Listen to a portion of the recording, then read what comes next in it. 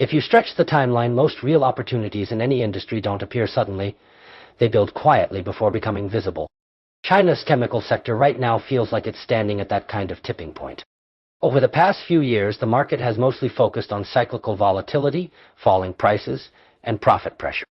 But if you strip away those short-term factors, you start to notice subtle but important structural changes in supply and demand. On one side, global manufacturing is being reshaped. Some capacity is shifting, some demand is being reallocated. For a midstream industry like chemicals, this gradually shows up not as dramatic swings, but as improving demand stability. On the other side, domestic companies have spent years building scale and advancing technology, and that accumulation is starting to pay off.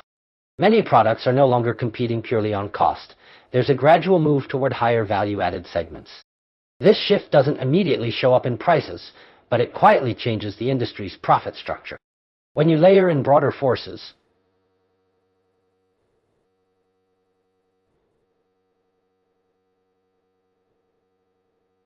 such as fluctuations in energy prices, policy guidance, and supply constraints driven by environmental standards, you begin to see the outline of something more sustained.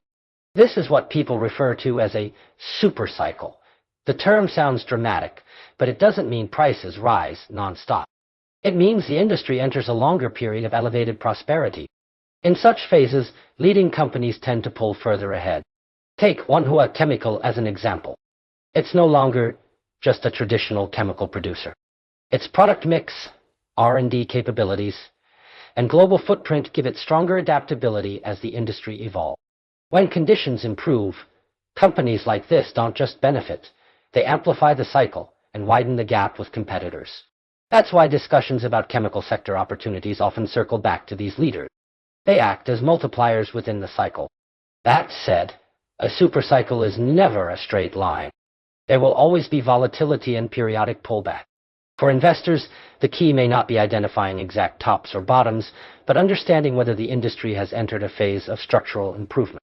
If it has, then short-term fluctuations can become opportunities to reassess and reposition.